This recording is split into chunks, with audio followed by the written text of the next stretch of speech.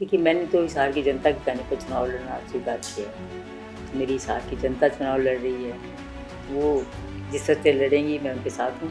देखिए, पार्टी के अंदर रहें तब भी अच्छी ताकत मिलती है, लेकिन निर्दलीय होने के नाते मैं जो अपनी मेरे हिसार की समस्याएँ हैं, मैं उनको पूरा ज़ोर-शोर से उठवाऊँगी और उनको करवाऊँगी, तो मेरे हिसार के लोग सब मेरे साथ हैं। मैं उनके लिए उनकी कहना मानकर इस मैदान में फिर से आ गई हूँ।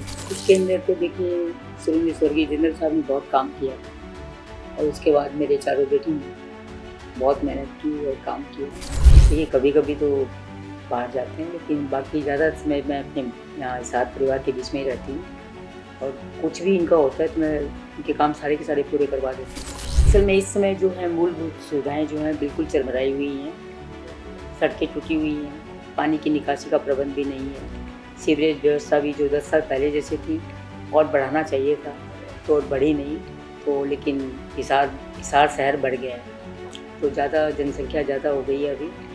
सब चीज़ जिस तरह से जनसंख्या ज़्यादा बढ़े तो उसके हिसाब से सब चीज़ बढ़नी चाहिए। स्वागत है। मैं बात करता हूं सावित्री जिंदल जी से, जो पूर्व मंत्री हैं हरियाणा सरकार के। स्वागत है। नमस्कार।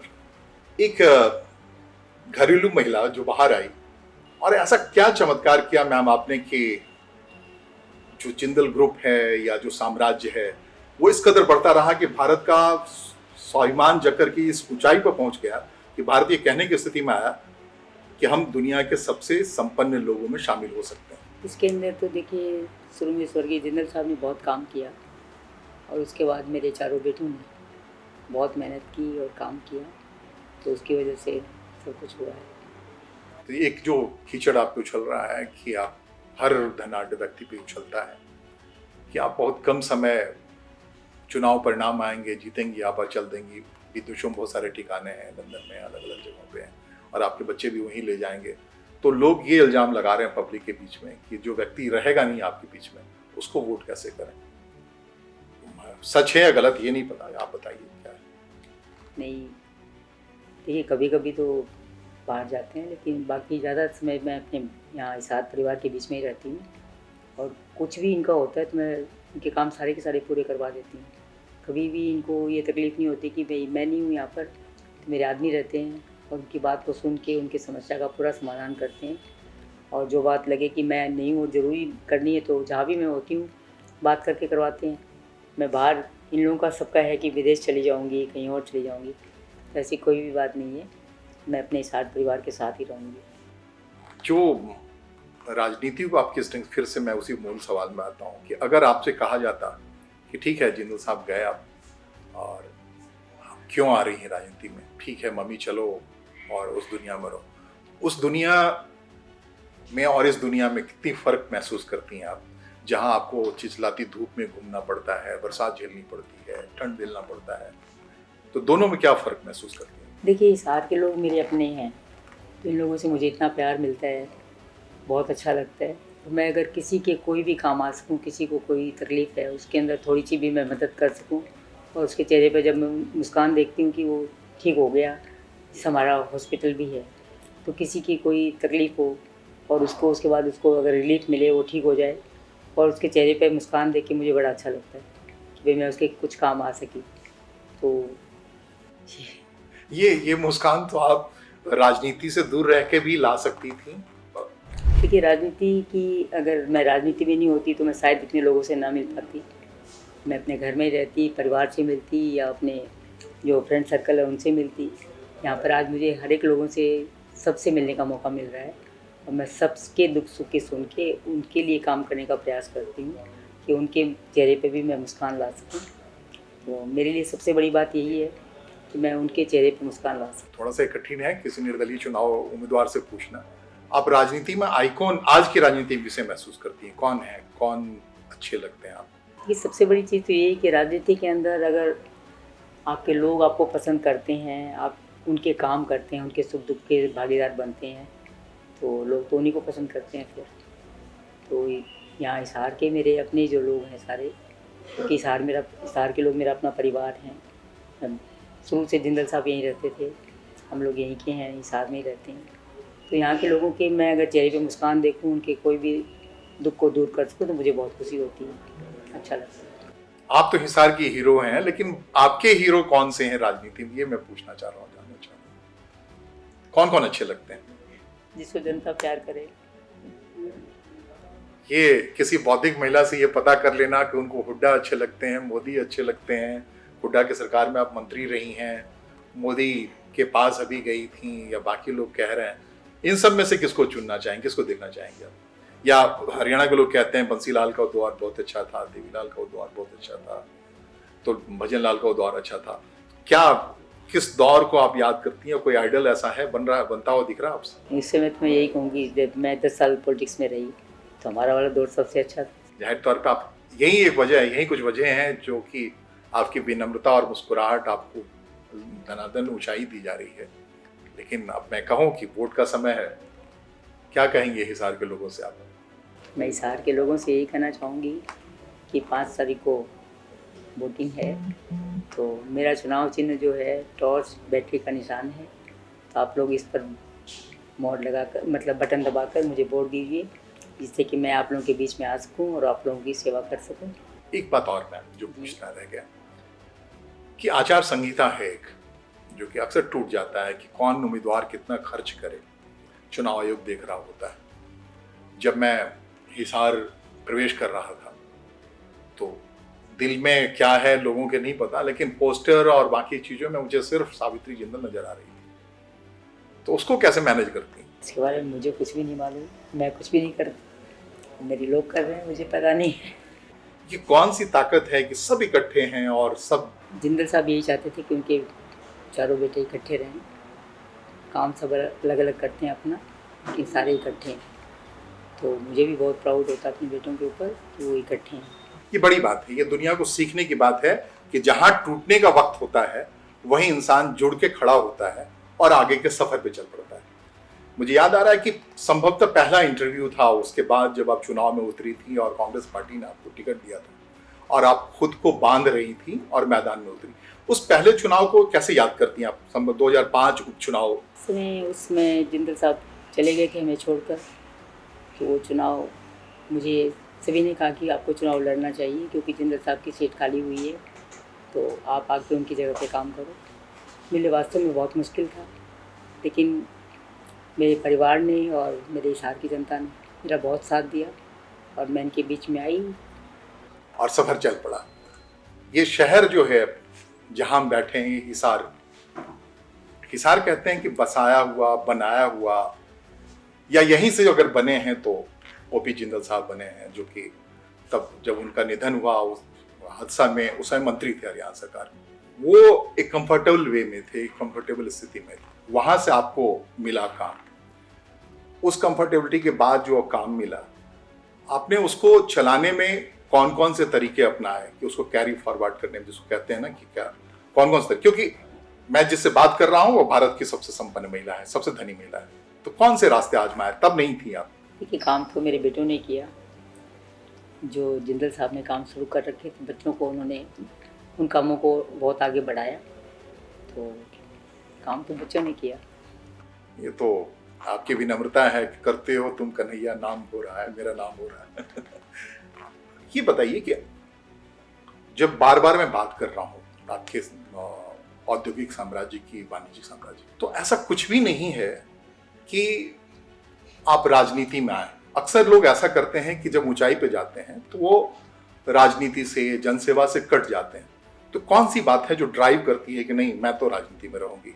असल में जिंदल साहब यही कहते थे कि राजनीति में आने से मैं ज़्यादा लोगों से मिल सकता हूँ, ज़्यादा लोगों के सुख दुख का मुझे पता चलता है, और नहीं तो ज़्यादा लोग अगर कोई अमीर होते हैं उनके पास कोई आते नहीं है, और राजनीति में जिसे जाने से गरीबों से मिलने का, सबसे मिलने का मौका मिलता है, उनके सुख दुख का पता चलता है और उनको आप दूर कर सकते हो। तो जिंदल साहब यही सोच के राजनीति में आए थे, तो उनके जाने के बाद मैंने भी फिर यही सोचा कि जो रास्ता उन्होंने दिखाया है मुझे उसे अपना लेना चाहिए और मुझे भी काम करना चाहिए गरीबों के लिए। दूसरी बार आप जब जीती तो संभवतः आपको सरकार में मंत्री का ओहदा मिला, तो वो मंत्री की जिम्मेदारी कैसी थी? और जैसा कि हम लोग स्विच ओवर उसकी बात कर रहे हैं, एक घरेलू महिला चुनौती मिलने के बाद राजनीति में आती हैं, विधायक बनती हैं, फिर उनको हालात मंत्री बना देता है पूरे राज्य की, तो उसको कैसे याद करती हैं आप? देखिए, मेरे साथ सब लोग थे, क्योंकि मैं बिल्कुल पॉलिटिक्स के अंदर वैसे नई थी, और मंत्री बनने के बाद भी मैं पहली बार भी मंत्री बनी थी। पहले वाले इसके अंदर 5 के बाद भी मैं 6 इसमें मंत्री बन गई थी। तो तब मेरे पास लोकल बॉडी मिनिस्ट्री थी, बाद में मुझे रेवेन्यू मिला। तो सब लोगों ने मेरा बहुत साथ दिया, और मैं कोशिश यही करती थी कि मेरे से कोई गलत काम ना हो और मैं सही तरीके से सबके लिए काम कर सकूँ। ऐसा क्या हुआ, थोड़ी सी तकलीफ वाली बात है पॉलिटिक्स के लिए, कि 2000 चुनाव में एक मंत्री को हिसार की जनता ने पराजित कर दिया? उस समय बीजेपी की लहर थी, मोदी लहर थी। मोदी लहर थी। और ऐसा आता है कि 2014 की हार के बाद उस तकलीफ में आपने 2019 में चुनाव नहीं लड़ा। क्या वो तकलीफ थी या फिर कोई स्ट्रैटेजिक फैसला था? नहीं, बस ऐसे ही जब एक बार 2014 में मैं चुनाव हार गई थी, उसके बाद 2019 में भी सोचा कि कोई बात नहीं, छोड़ देती हूँ। और अब क्या बात है कि आप बड़ी ललायित हैं कि अब मेरे हिसार के लोगों ने फिर से मुझे कहा कि चुनाव लड़ना चाहिए, आप लड़ो। और मैं अपने हिसार परिवार के कहने पर फिर से मैदान में आ गई। क्या आपको लग रहा है कि 10 साल तक आप हटी राजनीति से, तो कोई ऐसा कंपल्सन हिसार के लोगों ने महसूस किया कि नहीं? असल में जिंदल परिवार का, जिंदल हाउस जो है वो सब लोगों का अपना घर है, वो लोग सब अपना समझते हैं। तो 10 साल जब मैं राजनीति से दूर रही, तब मैं लोगों से मिलती रही। लोगों से मिलना मेरा दूर नहीं हुआ, क्योंकि सभी मेरे परिवार के सदस्य हैं। हिसार के जितने भी लोग हैं सभी मेरे परिवार के सदस्य हैं, तो मैं सब लोगों से बराबर मिलती रही। तो तब उन लोगों का यही था कि अब की बार आपको चुनाव जरूर लड़ना चाहिए। तो उनके कहने से मैं आपके सामने हूँ। जो बात हो रही थी कि पहले आप कांग्रेस पार्टी में थी, एक पार्टी की दलगत अनुशासन से बंधी पड़ी थी, फिर बीच में ऐसा आया कि 2024 के लोकसभा चुनाव में आप, या यूं कहें कि नवीन जिंदल आपके पुत्र जो पहले कांग्रेस के सांसद होते थे वो बीजेपी के सांसद बने और आपने स्विच ओवर किया, आपके परिवार ने स्विच ओवर किया। लेकिन इस बार जब चुनाव में उतर रही हैं आप, तो बिना किसी पार्टी के, किसी राजनीतिक दल के बैनर के बिना उतर रही हैं, ऐसा क्या हुआ? बस मेरे हिसार परिवार का यही क्यों था कि चुनाव जरूर लड़ना है, तो आप निर्दलीय चुनाव लड़िए। मैंने भी उनकी बात मान ली, चलो देखते हैं। मानी नहीं, मैं तो जितना समझ रहा हूँ कि एक बुद्धिमानी है कि दलगत अनुशासन से बंधी पड़ी थी अब तक आप, अब अगर आज़ाद निकल के आती हैं आप, तो क्या आपको लगता है कि बेहतर कर पाएंगी, या फिर किसी पार्टी में रहना, उसके संगठन के साथ रहना, वो कुछ एडिशनल ताकत मिलती है किसी पॉलिटिकल पर्सनालिटी को? देखिए, पार्टी के अंदर रहें तब भी अच्छी ताकत मिलती है, लेकिन निर्दलीय होने के नाते मैं जो मेरे हिसार की समस्याएं हैं, मैं उनको पूरा जोर शोर से उठवाऊंगी और उनको करवाऊंगी। तो मेरे हिसार के लोग सब मेरे साथ हैं, तो हिसार की समस्याओं को ही उठाने के लिए, हिसार अच्छा रहे, अच्छा बने, उसी के लिए मैं चुनाव मैदान में आई हूँ। बहुत समय तक यहाँ का रिप्रेजेंटेशन आपके हाथ में रहा, आपके पतिदेव के हाथ में रहा, तो अब हिसार में क्या कमी दिख रही है आपको कि लगता है कि आपको आना चाहिए और विधायक बनना चाहिए? देखिए, कमियां तो आप देखते हैं कि सारी कमियां कभी भी पूरी नहीं होती।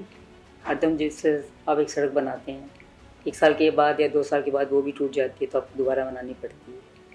हर समस्याएं बार बार आती रहती हैं। 10 साल पहले जिसे मैंने छोड़ा था, उसके बाद बहुत सारी समस्याएं फिर से आ गई हैं। तो मैंने लोगों के कहने पर ही, मेरे हिसार परिवार ने मुझे कहा कि चुनाव लड़ना है, और मैं उनके लिए उनकी कहना मानकर इस मैदान में फिर से आ गई हूँ। और जो भी यहाँ की समस्याएं होंगी उनको दूर करवाने का पूरा प्रयास करूँगी। समस्याओं में क्या आइडेंटिफाई करती हैं? एक तो जब मैं आया, लोग जानते हैं कि ये आधा शहर या बड़ा शहर आपके इंडस्ट्रीज़ का एम्प्लॉई हैं, उनके परिवार हैं, तो आप क्या लगता है, आपको क्या चुनौतियाँ लगती हैं? क्या कुछ और ऐसा किया जाए हिसार के लिए? असल में इस समय जो है मूलभूत सुविधाएं जो हैं बिल्कुल चरमराई हुई हैं। सड़कें टूटी हुई हैं, पानी की निकासी का प्रबंध भी नहीं है, सीवरेज व्यवस्था भी जो 10 साल पहले जैसे थी और बढ़ाना चाहिए था तो और बढ़ी नहीं। तो लेकिन हिसार शहर बढ़ गया है, तो ज़्यादा जनसंख्या ज़्यादा हो गई है अभी। सब चीज़ जिस तरह से जनसंख्या ज़्यादा बढ़े तो उसके हिसाब से सब चीज़ बढ़नी चाहिए, वो सब बढ़ी नहीं है। तो सब जो पहले मूलभूत सुविधाएं जो थी वो अब कम हो गई हैं, तो उनको दोबारा से सारे ठीक करवाऊँगी। जैसे सड़कें टूटी हुई हैं, पानी की निकासी का प्रबंध नहीं है, सीवरेज व्यवस्था ठीक नहीं है, और जैसे हमारी सड़कों के ऊपर बहुत सारे पशु बैठे रहते हैं तो कई बार एक्सीडेंट्स हो जाते हैं, तो उन सब के लिए ठीक व्यवस्था करवाऊँ। राजनीति में उतरने का आप जैसे शख्सियत का जो सामान्य सरल परिवार से आती हैं और एक अपना मकाम तय कर रही हैं, राजनीति में उतरने का एक खतरा तो होता है सावित्री जी कि बड़ी कीचड़ उछाली जाती है यहाँ, उससे कभी डर नहीं लगता आपको?